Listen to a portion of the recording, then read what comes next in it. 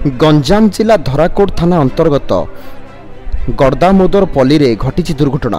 भारसाम्य हराई घरे पशिला ट्रक अल्पके बर्चिले पांचटी परिवार लोके। सूचना मुताबक OR07V3635 ट्रक टी सोरडारू आस्का जाउथिबा समय रे घटी अघटन। सूचना मुताबक पांचटी घर भांगी जाइथिला बेले कोनोसी जनजीवन को हानि पहुंची नथिला।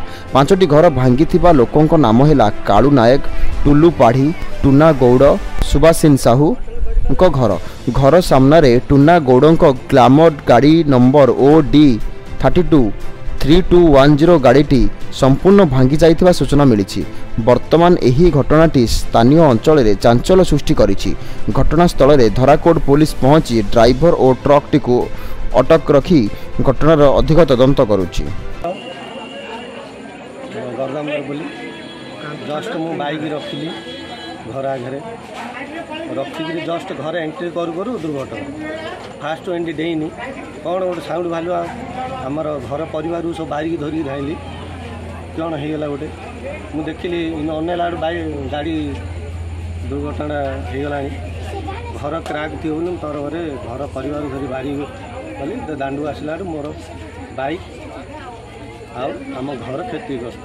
अच्छा केते जनकर घर भांगिबार सूचना वर्तमान अच्छा वर्तमान 6 घर 7 घर नष्ट होती कार कार ना कालू नायक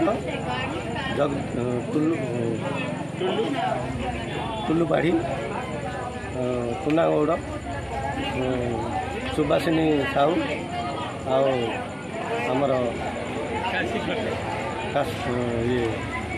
अच्छा वर्तमान जो देखा जाउची किछि नुआ इटा मध्य पड़ी रही से भितर आमर बक्स जो आज आम रक्षा पाइगलु इटा सी आमर पाड़ी बाबू शिवशंकर पाड़ी आनी रखी टुल्लू और टुल्लू रखी बर्तमान से इटा जो आम रक्षा पाइलु।